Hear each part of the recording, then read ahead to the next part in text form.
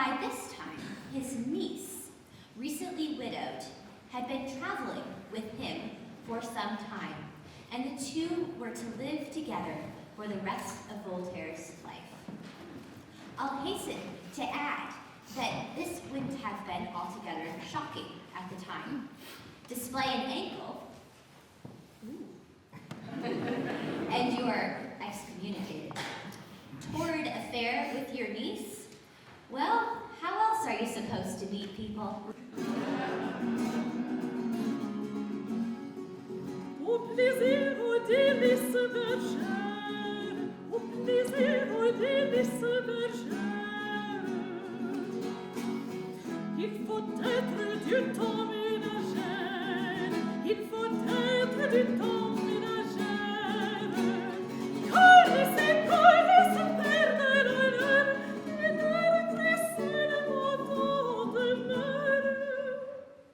Et le temps au plaisir, au bocage, au foyer des beaux jours de votre âge. Et le temps au plaisir, au bocage, au foyer des beaux jours de votre âge.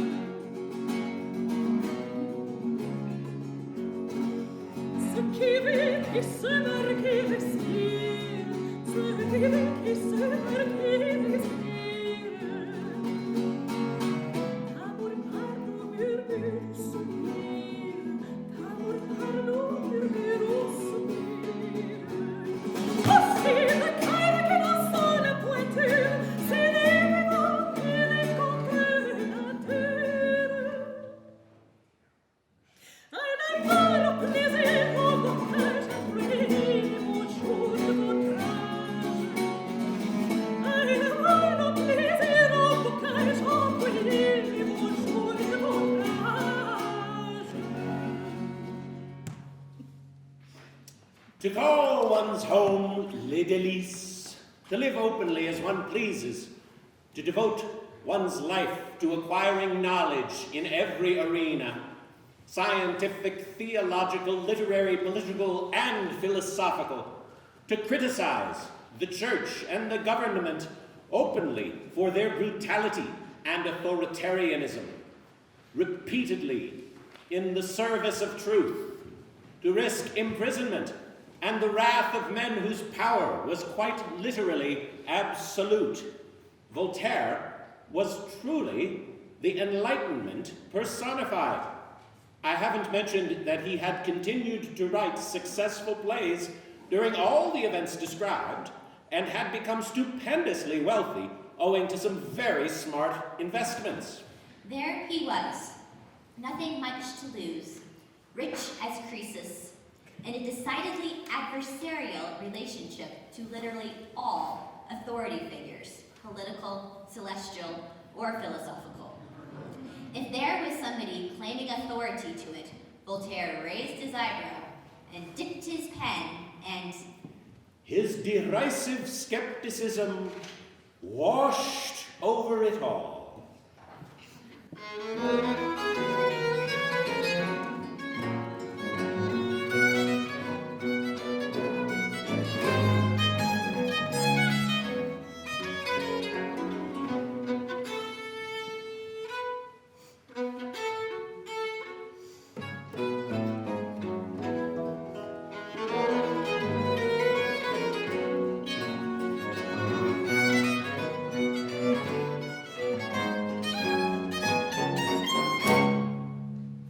Voltaire is now known to most of us as the author of Candide, and that is why we are here. But this would be a good moment to consider briefly his legacy and the resonance of his other works. Voltaire's more successful plays were turned into popular operas, and he is probably second only to William Shakespeare as a source for operatic storylines. The truth is, his plays and those operas would seem kind of strange to us now, in that we 21st century sorts of people are often made to squirm by 18th century melodrama. Nowadays, we never see Voltaire's plays, and we see only one or two of the vast number of operas based on his works. However, those myriad operas by various relative non-entities of the 18th and early 19th centuries were the formative influences on composers like Donizetti, Bellini, and Rossini, and of course, the echoes of that great era of credulity-defying melodramatic bel canto literature will never fully fade. Now then, back to the matter at hand. When we left Voltaire, he was wealthy, independent, on the run, and angry at the injustice of the world. Lorsque Vénus embellir la terre, si ton châtel établit sa cour. Lorsque Vénus embellir la terre, si ton châtel établit sa cour. La terrible adieu de la guerre, la terrible adieu de la guerre, désarmé dans ses bras, sourit, ô tendre amour, toujours la bonté dispose diverses visibles à il charmant amour, et sur un lit de roses, à l'ombre des lauriers. Le terrible adieu de la guerre, le terrible adieu de la guerre, désarmé dans ses bras, sorti.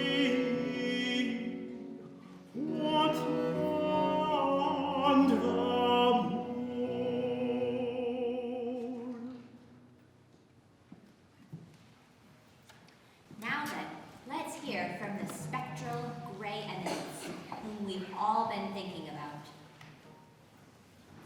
Leonard Bernstein.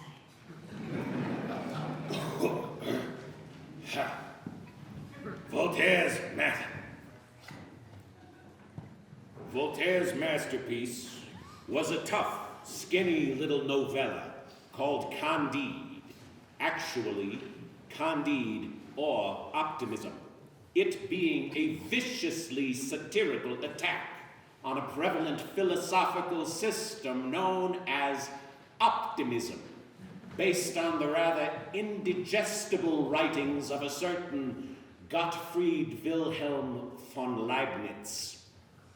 Now, according to Leibniz, if we believe in a creator, then he must be a good creator, and the greatest of all possible creators, and could have created only the best of all possible worlds.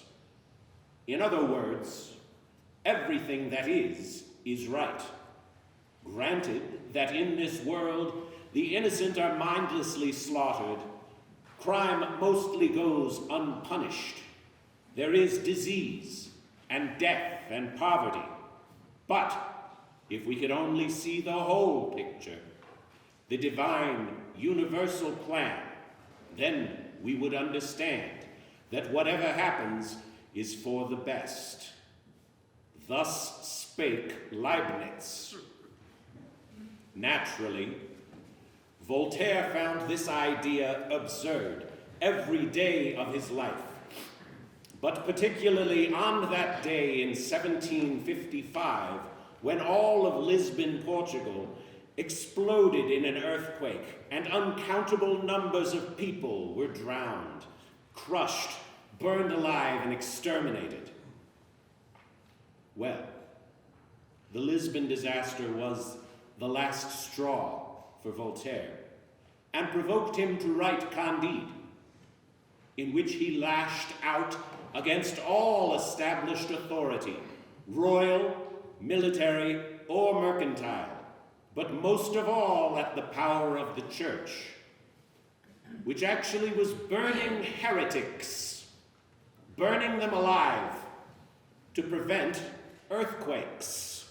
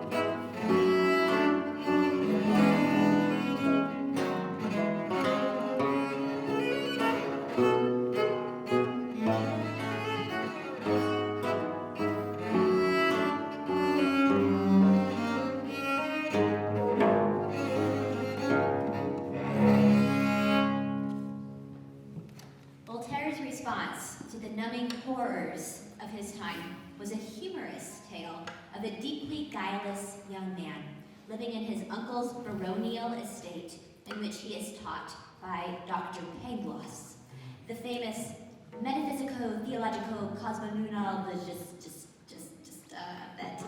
You made it. Thank you. Everything is for the best in this best of all possible worlds. Within the first few pages, our hero has been thrown out of his Edenic home, press-ganged into a hostile army, and tortured to within an inch of his life. Meanwhile, the 7 Years' War has just passed through town, and his adoptive family has been slaughtered, and the love of his life stabbed and disemboweled. This is followed by our hero being chased across continents and oceans and subjected to or witnessing frequent torture, mass executions, more disemboweling, the aftermath of the horrible Lisbon earthquake, its resultant Holocaust and mass hangings of accused heretics, and the shattering brutality of slavery as practiced by the Dutch in Suriname. All of this appalling ghastliness is compressed into a book of about 100 pages that, in spite of the torrent of disasters, is rather sweet and tender And fun. and quite a lot of fun. The brevity of the book means that a synopsis or even a somewhat truncated précis of the book would occupy about as much time as reading the whole thing aloud. But we have a soprano and a tenor, so we can focus on the real core of the story, which is the love between Candide and Cunegonde. Happy, happy, happy, happy, happy, happy, happy, we, happy, happy, happy, we, happy, we, happy, happy, happy, we.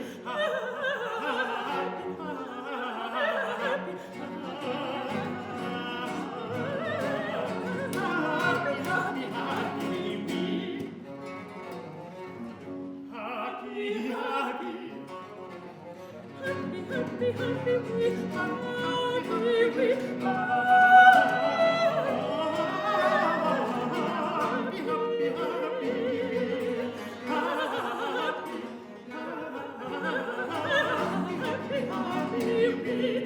joys I feel, what charms I see, from you for dearest God, among hips the brightest fair, thou all my bliss, thou all my joy, thou all my bliss, thou all my joy. What joys I feel, what charms I see, from you for dearest God, among hips the brightest fair, thou all my bliss, thou all my joy, thou all my bliss, thou all my joy. Happy, happy,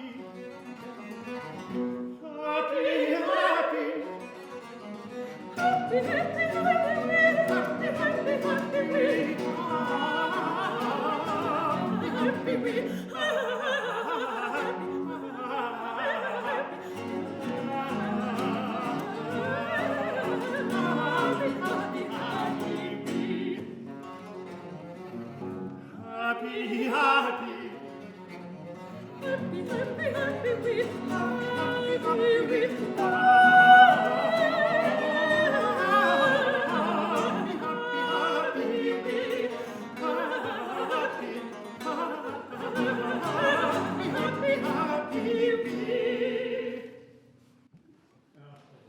Through all of the aforementioned disasters, the two lovers often have cause to believe they have been parted forever.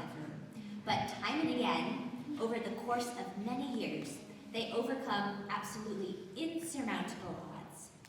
At their first reunion, Candide asks Cunegonde whether she has not, in fact, been stabbed and disemboweled. It happened, but one doesn't always die of those two misfortunes. But your father and mother were killed. That's all too terribly true. And your brother. My brother also was killed. She's mistaken. In South America, long story, part of it happens in South America. Read the book. Candide finds Cunegonde's brother living as a Jesuit. And through a comical series of errors, accidentally runs him through with a sword and kills him. I think it's his 5th accidental murder of the book. It just kind of keeps happening. But anyway, throughout the trials and the ravages of time, Candide remains steadfast in his love for Cunegonde. And when at the end of the book, he is told that his rediscovered beloved has lost her beauty, he proclaims, Whether she's gorgeous or ugly, I am a man of honor, and it is my duty to love her still. Oh, fair Sidonia,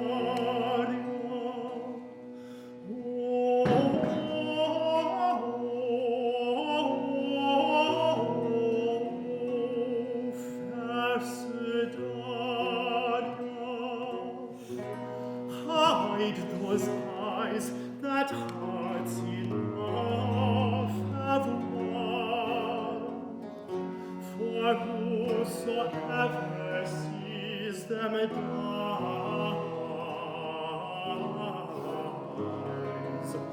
Oh, fair Sidonia, hide those eyes, for whosoever sees them dies. Hide those eyes, for whosoever sees them dies,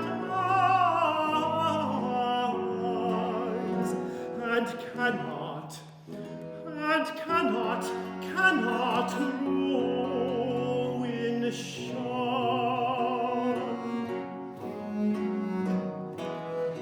Such beauty and charms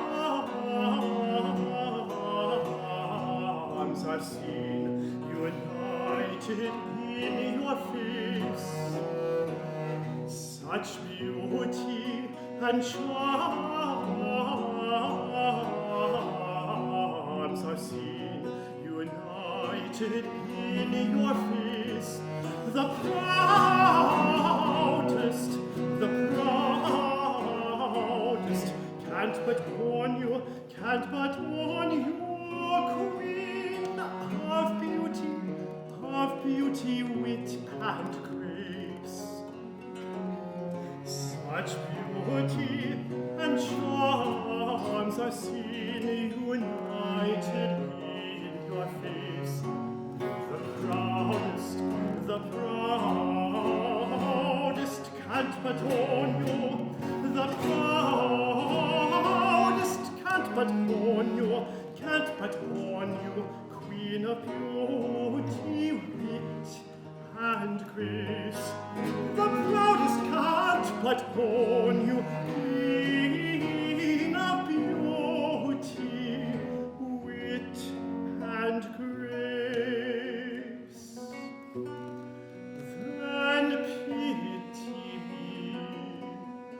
Then pity me, who am your slave. Then pity me,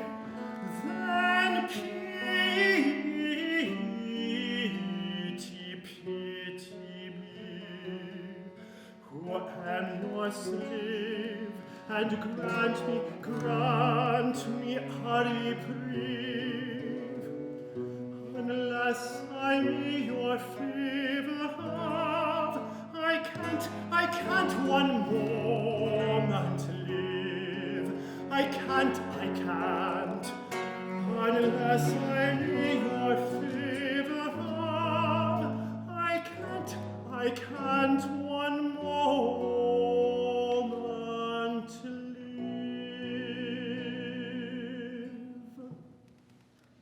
And so, while most of Voltaire's writings might seem turgid to a 21st century reader, Candide, with its wit and insight, remains current and topical, and is Voltaire's most enduring work. Voltaire was a slight man, ate little, worked like a demon, and was forever taking to bed with one or another malady. Nevertheless, through frequent starvation diets, 40 to 50 cups of coffee mixed with chocolate every day, lifelong abuse of emetics and laxatives, and the barest minimum of sleep or exercise, he lived to age 83, at a time when most people lived half that long.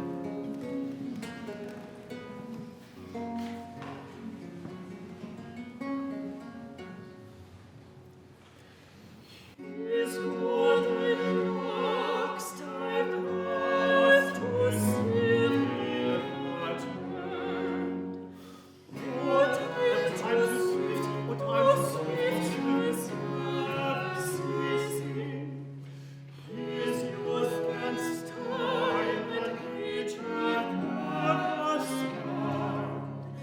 But someday what the flying queen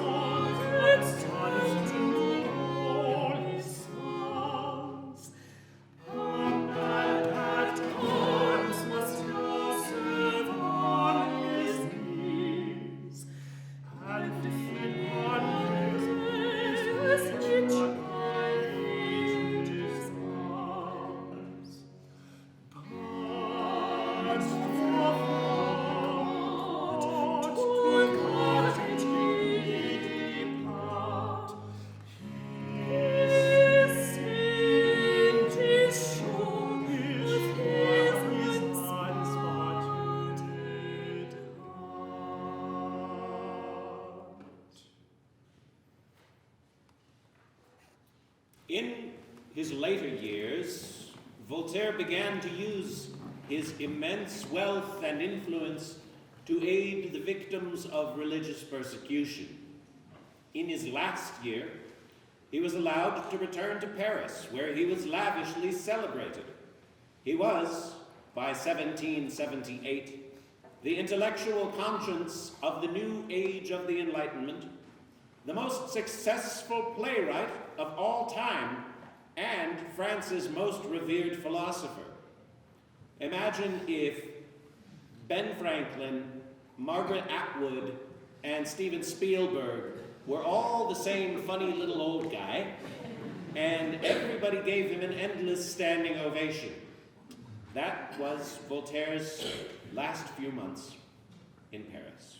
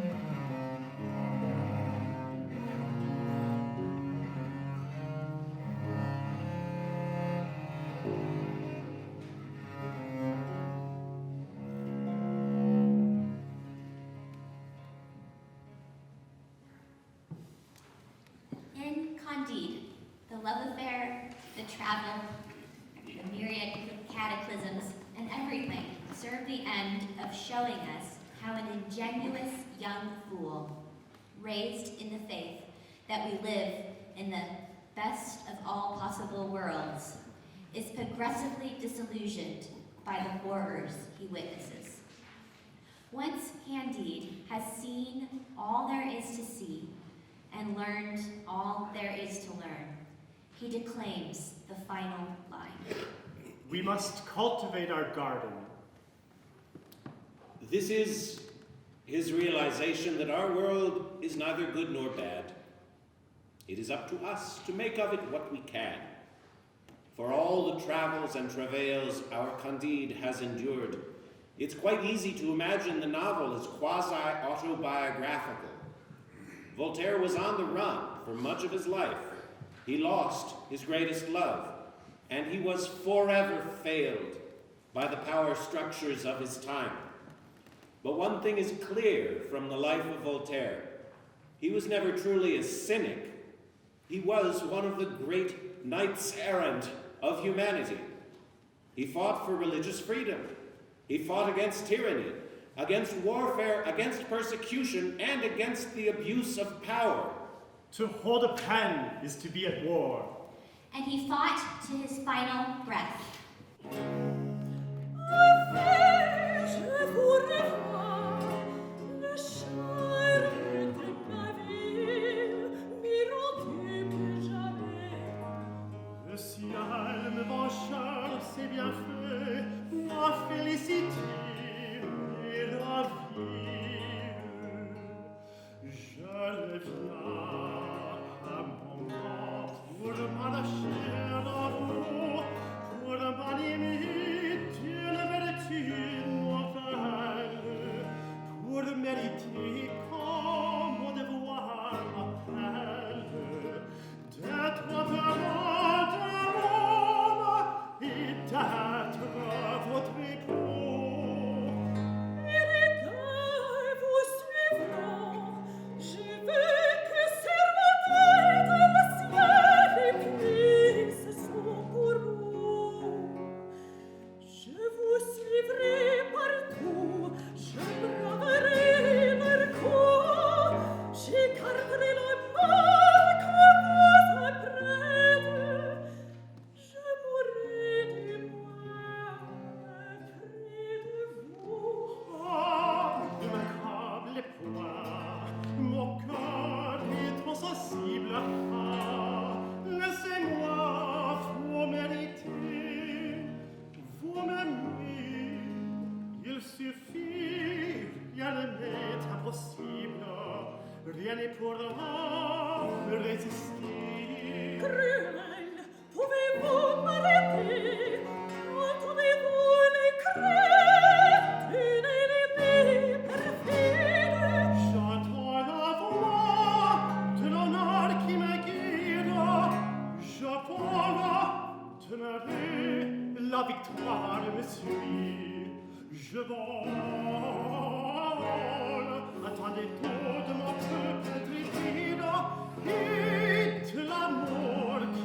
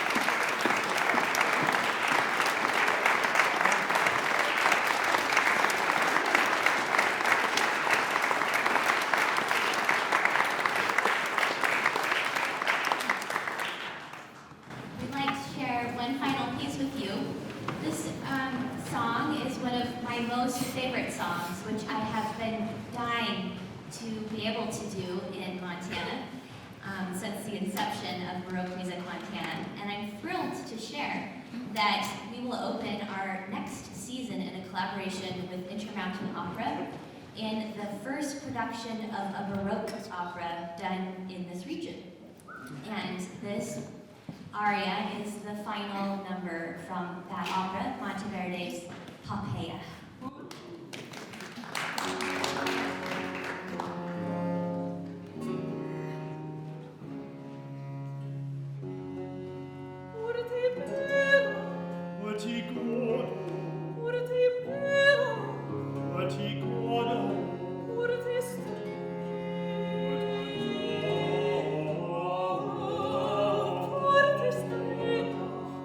Stay.